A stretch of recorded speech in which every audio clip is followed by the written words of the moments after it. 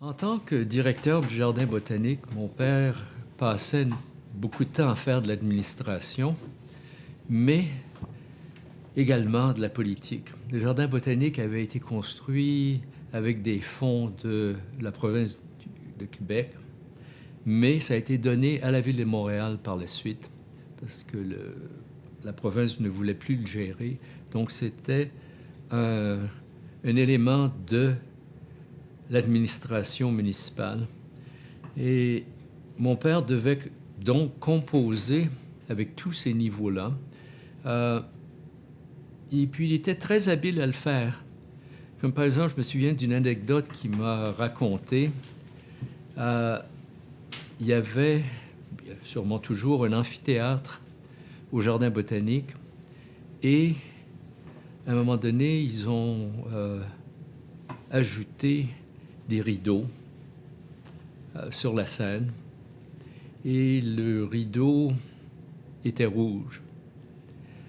Alors, Maurice Duplessis appelle mon père. Ils se connaissaient très bien, ils se voyaient socialement, ils se rencontraient socialement, mais Duplessis savait très bien que mon père ne partageait pas les vues conservatrices qu'il avait. Il dit, Jacques, on me dit que l'amphithéâtre du Jardin botanique a un rideau rouge. Mon père ne s'occupait pas de ces détails, mais il avait une réponse immédiate. Non, non, Maurice, c'est pas rouge, c'est ocre brûlé. Ah, OK, d'abord. Après, mon père dit, je ferais mieux d'aller voir. Il revient, il nous raconte ça le soir. Ouais, c'est rouge. Mais je mentionne ça parce qu'à cette époque-là, ça montre le niveau, le bas niveau de la vie politique. Que le simple fait qu'il y ait un rideau rouge, c'était perçu par Duplessis comme étant une attaque contre l'Union nationale qui était bleue. À une autre occasion, je me souviens, mon père revient à la maison, ça c'était la politique à un plus petit niveau. Une mère supérieure vient le voir un jour et lui dit on aimerait avoir des plantes. Est-ce que vous pourriez nous donner ça? Alors, mon père qui la voyait venir dit oui, ben en principe, étant donné qu'on est une administration municipale, on n'a pas le droit de donner les plantes aux gens, mais chaque année, il y a des plantes qu'on décide de ne pas garder. Alors à ce moment-là, je pense qu'on peut faire une exception sans grand problème. Puis après, la mère supérieure dit oui, mais nous, on n'a pas de jardinier. Mon père dit oui, ben de la même façon, les jardiniers sont des employés municipaux. Ils n'ont pas le droit de prendre un autre emploi, mais si vous les engagez pour la fin de semaine, comment est-ce que je le saurais? Il savait très bien où la mère supérieure voulait aller, mais elle a dit, mais vous ne pourriez pas les envoyer pendant leur journée de travail? Nous sommes une organisation religieuse. Mais il dit non, ça serait contre les règles. Alors elle lui dit, qui le saura? Et ça, il avait tout préparé pour sa réponse. Dieu le saura. Et il est revenu chez nous ce soir-là, il a dit, ah, j'en ai eu une. Il était tellement content d'avoir pu faire ça. Je pense qu'il aimait son travail d'administration, là. Une des choses qui l'aidait, c'est que justement, il était en contact avec les jardiniers eux-mêmes et qu'il l'adorait. Et d'ailleurs, 40 ans après sa mort, je pense, il y a eu une cérémonie quelque part, et puis un jardinier qui est venu, parce qu'il se souvenait encore de lui. Et justement parce qu'il était tellement disponible à tous les niveaux. D'ailleurs, il voyait que lui, elle avait, comme directeur du jardin, il avait son propre jardin où il plantait des plantes. Alors, il savait que lui, il était l'un d'eux. C'était pas seulement un théoricien, c'était quelqu'un qui savait faire vivre les plantes. Alors, il a beaucoup aimé ça, mais c'était toujours assez compliqué parce que justement, étant un objet de l'administration municipale, il fallait essentiellement composer avec des gens qui n'avaient aucun intérêt scientifique. Donc, ça demandait beaucoup de tact, ça demandait beaucoup de temps, et ça, c'était l'aspect qui l'intéressait un peu moins. Mais il était capable de continuer à faire ça, il était capable de continuer à publier. D'ailleurs, si on regarde son curriculum vitae, il y a, si j'ai bonne mémoire, 600 publications dans sa carrière. Et la raison pour laquelle il a été capable de faire ça, c'est que pendant un bon bout de temps, quand il était directeur du jardin botanique, son salaire n'était pas assez élevé pour acheter une voiture. Alors, il prenait l'autobus de chez nous, Notre-Dame-de-Grâce, pour aller absolument dans l'Est. Montréal, c'était le même autobus. Donc, il s'assoyait en arrière. Pendant tout le trajet, il écrivait un article. Il arrivait là, il le donnait à sa secrétaire, qui le tapait. Alors, il pouvait vraiment continuer à être actif en travaillant dans les interstices de sa vie administrative. Toujours est-il que dans les années 50, vers le milieu des années 50, les choses ont commencé à être plus difficiles. Il y a eu des gens dans l'administration centrale qui ont commencé à lui faire la vie dure. Et pour mettre en quelques mots une histoire qui a été quand même assez longue et assez triste pour lui, un de ses collègues qui avait été un ami proche, Pierre Dansereau, ils avaient pris des vacances ensemble à l'île aux Coudres, les familles jouaient ensemble et tout, a décidé qu'il voulait prendre la place de mon père comme directeur du jardin botanique. Alors Pierre Dansereau a utilisé ses contacts avec son beau-frère, qui était un membre de l'administration municipale, et le résultat a été que le poste de directeur a été divisé en deux parties. Mon père devenait le directeur scientifique et quelqu'un d'autre allait être directeur pour vrai. Ça n'a pas été Pierre Dansereau, d'ailleurs, qui a dû quitter le Québec et qui est devenu le sous-directeur d'un petit jardin botanique à New York. Mais ça a beaucoup ulcéré mon père. Et quand il a entendu parler du fait qu'à Ottawa, on allait créer un musée de l'homme, il a accepté d'en devenir le directeur. Et là, justement, ce qu'il aimait, c'était que c'était quelque chose de nouveau. En somme, il allait construire un nouvel objet. C'était au départ par la division d'un musée qui avait un aspect naturel, un aspect culturel, en deux sections indépendantes. Donc, il allait encore avoir l'aspect biologique, géologique, puis l'aspect humain de l'autre côté. Et il est devenu directeur. Il avait un appartement à quelques pas du musée, et puis il revenait à Montréal toutes les fins de semaine. Et dès le départ, il y a eu des tas de difficultés, en ce sens que quand il a été engagé, il avait été engagé par un gouvernement libéral. C'était Jean Lesage qui était ministre de je ne sais pas trop quoi, mais en tout cas ministre en charge de ce musée-là, qui l'avait approché. Et après, le gouvernement Diefenbaker, conservateur, est arrivé au pouvoir. Ça, c'est un élément.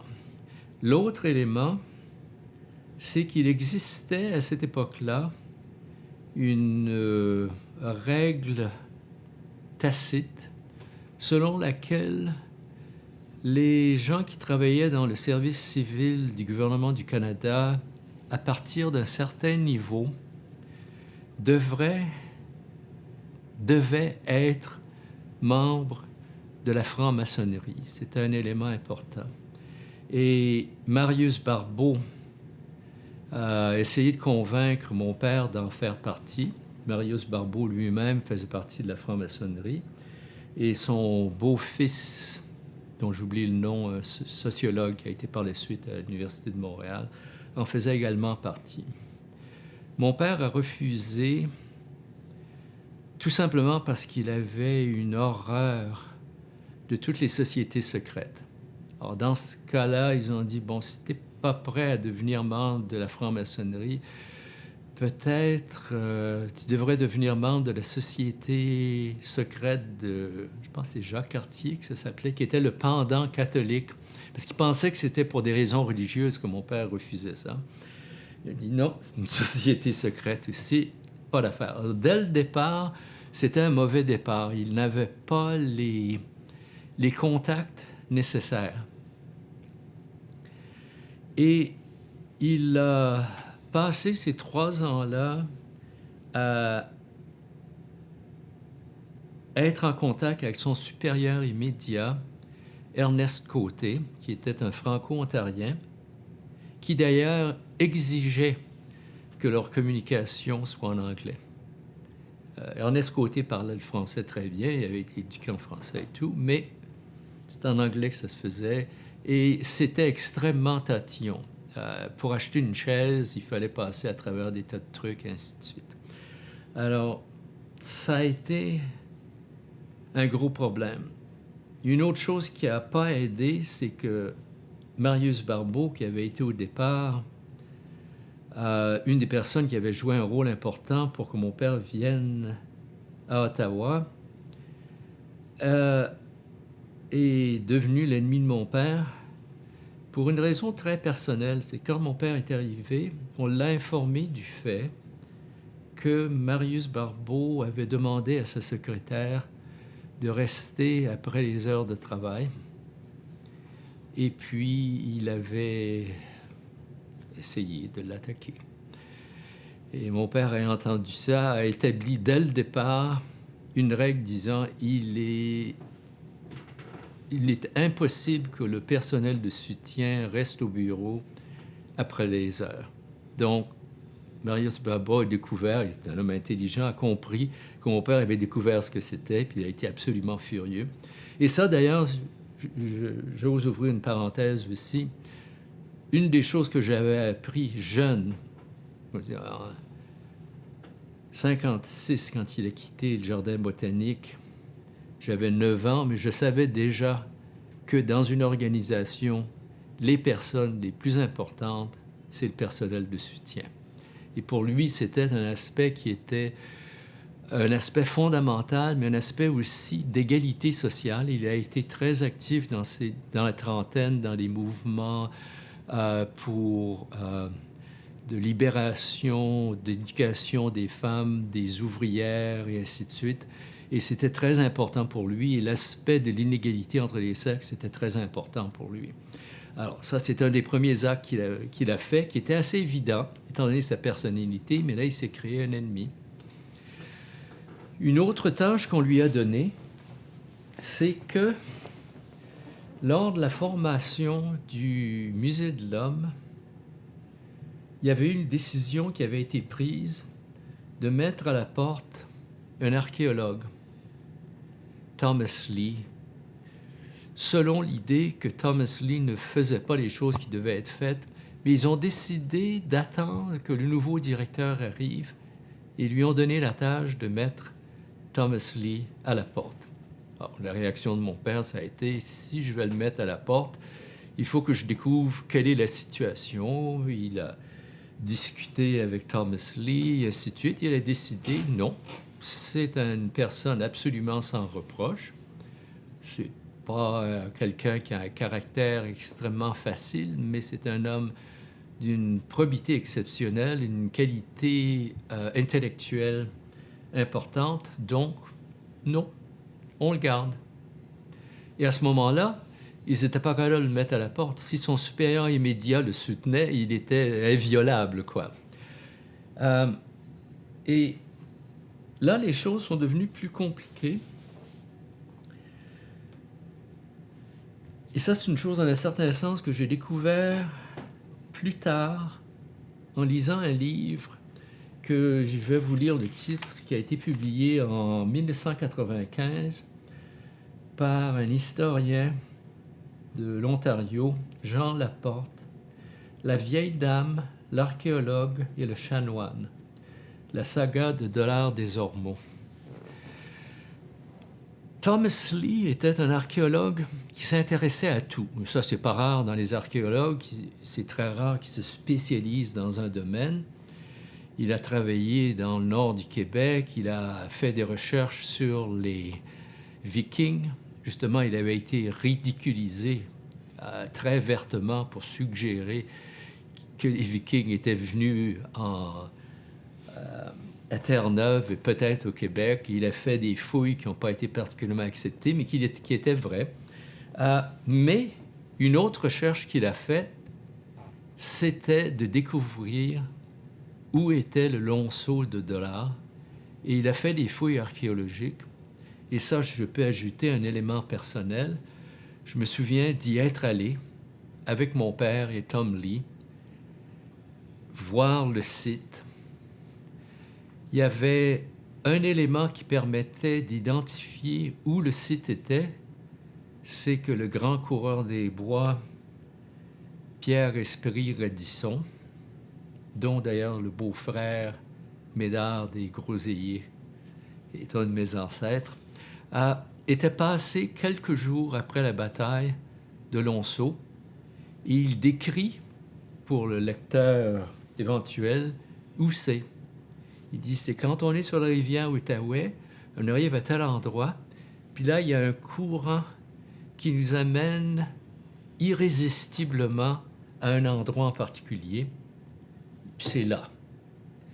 Et mon père, parce que Tom Lee ne parlait pas du tout le français, mon père avait trouvé quelqu'un, probablement de Pointe-Fortune, ou de Carillon, qu'il avait engagé pour aller en canot, pour faire ce trajet-là. Et je me souviens encore d'avoir vu ce bonhomme-là, qui était seul dans un canot, d'avironner pour survivre. On pensait qu'il allait chavirer, puis il arrive là.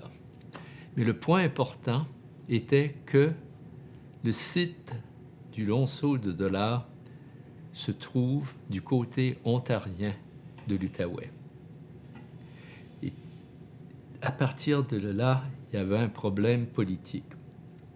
Le chanoine du livre qui est mentionné, c'est évidemment le chanoine Lionel Groulx. Mon père s'entendait très bien avec le chanoine Lionel Groulx. Il avait d'ailleurs beaucoup de respect, étant donné que Lionel Groulx était dans le monde de l'histoire du Canada français, quelqu'un qui avait joué un rôle important. Je me souviens d'ailleurs d'être allé à la maison de Lionel Groulx quand j'étais jeune. Mais il avait quand même quelques réserves vis-à-vis de lui. Ils étaient tous les deux des nationalistes, mais pas le même genre de nationalisme. Mon père regrettait profondément l'antisémitisme de Lionel Groulx. Et du point de vue de mon père, que le Lonceau de Dollard soit au Québec ou qu'il soit en Ontario, quelle différence ça fait? C'est l'histoire. Si les faits sont comme ça, c'est ça qui compte, c'est tout. Mais Lionel Groulx refusait d'accepter ça.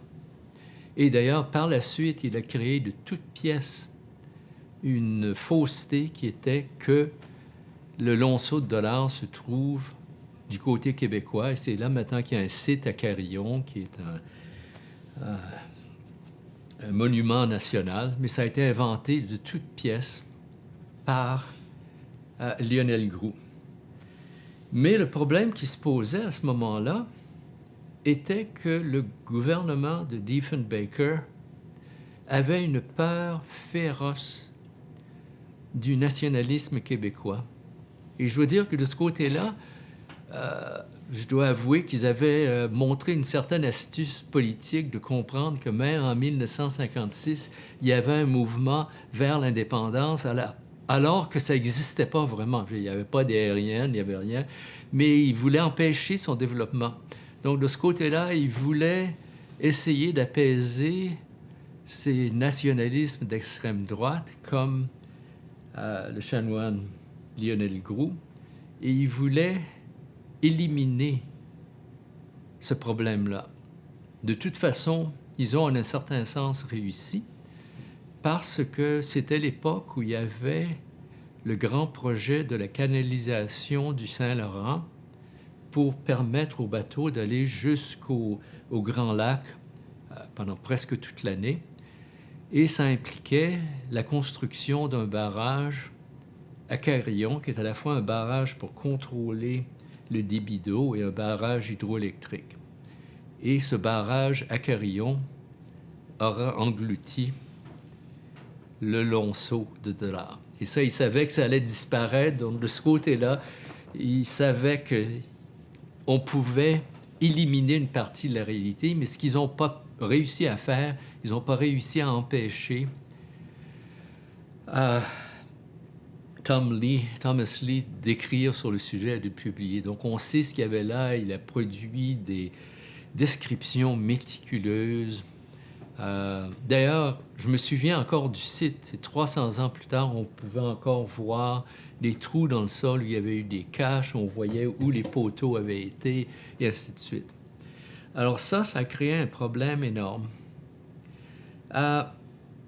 Mais dès le départ, ayant montré qu'en somme, il n'allait pas faire ce qu'on lui disait de faire, qui aurait été justement la raison pour laquelle c'était une bonne chose d'être membre de la franc-maçonnerie, ils se sont dit, il faut se débarrasser de ce bonhomme-là, qu'est-ce qu'il va faire plus tard?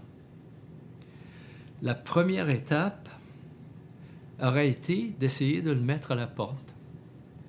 Alors, ils sont allés à la commission du service civil pour dire ça, il s'agit de quelqu'un qui ne fait pas son travail comme on veut, puis il faut le mettre à la porte.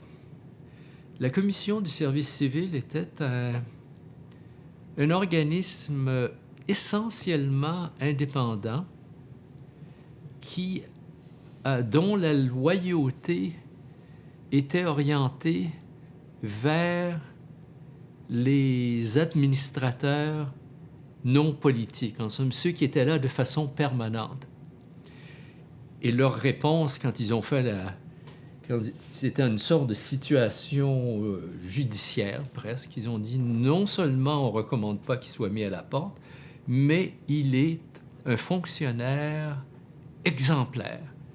On ne peut pas être mieux que ça. Alors, ils ont dit, OK. Alors, qu'est-ce qu'on fait? À ce moment-là, et là, je m'oriente beaucoup dans la petite histoire, parce que justement, c'est ce que je peux faire. D'autres, j'espère, feront la grande histoire à partir des archives. Ils ont dit peut-être qu'on peut trouver une solution pour se débarrasser de lui. Alors, ils lui ont enlevé sa secrétaire, qui était extrêmement efficace, puis lui ont donné une autre secrétaire.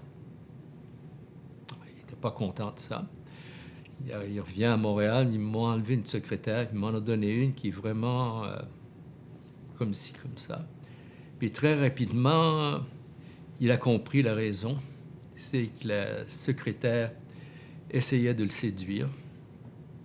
Donc, le but, ils avaient placé une secrétaire dont le but, c'était de le séduire. Puis à ce moment-là, ils auraient pris des photos et tout, puis ils auraient pu le mettre à la porte.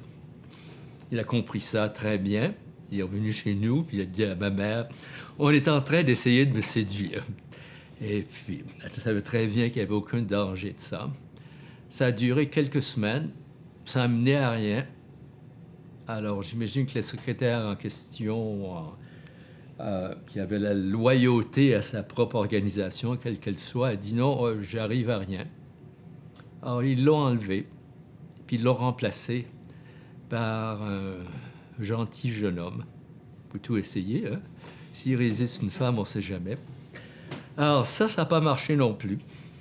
Alors, je me souviens quand il était revenu, mais j'avais quoi à ce moment-là? C'était en 58, 59, j'avais 10 ans, 11 ans. J'ai grandi beaucoup plus vite que j'aurais dû à cause de tout ça. Bon, ça n'a pas marché. Alors finalement, il ne pouvait pas le mettre à la porte. La seule chose qui existait, c'était simplement un arrêté en conseil des ministres éliminant son poste. Et c'est ce que le gouvernement Diefenbaker a fait, tout en sachant, je pourrais prouver qu'il savait qu'il mettait à la porte un homme qui était complètement sans faute et sans reproche. Mais et les seuls qui ont soutenu mon père, c'était justement les prédécesseurs du nouveau Parti démocratique, le CCF. Et eux ont fait ce qu'ils ont pu pour le défendre, mais c'est arrivé à rien. Et il a perdu son poste, tout simplement. Et puis, ben là, il est revenu à Montréal. Personne n'osait rien lui offrir. Les gens avaient tellement peur de se créer l'inimitié du gouvernement fédéral qu'ils n'osaient pas lui offrir un poste. Le seul endroit qui a eu un certain courage, c'était l'Université de Montréal, qui lui a offert un poste, mais un poste sans salaire. Parce que... Non, mais la raison, c'était que les gens pensaient que mon père était riche. Il l'était pas du tout, il n'avait pas un sou, mais il vivait d'une certaine façon, il venait d'une bonne famille, et ainsi de suite, donc ça ne servait à rien. Alors, pendant 9 mois, on a vécu en vendant des toiles. Mon père avait une grande collection de toiles et ça peut sembler ridicule, mais comme enfant de 11 ans, pour moi, je pensais que c'était une tragédie profonde. Plus tard, j'ai découvert qu'il y a des gens qui ont eu des tragédies pires, qui ne pouvaient pas manger, mais ainsi de suite, mais je voyais ces choses-là disparaître. Et justement, une des toiles que j'ai regrettées jusqu'au jour où, 20 ans plus tard, je l'ai vue dans la Galerie nationale. Puis je me dis, malgré tout, OK, elle a un bon endroit, là. Mais ça a été comme ça. Et puis, finalement, il y a eu une solution.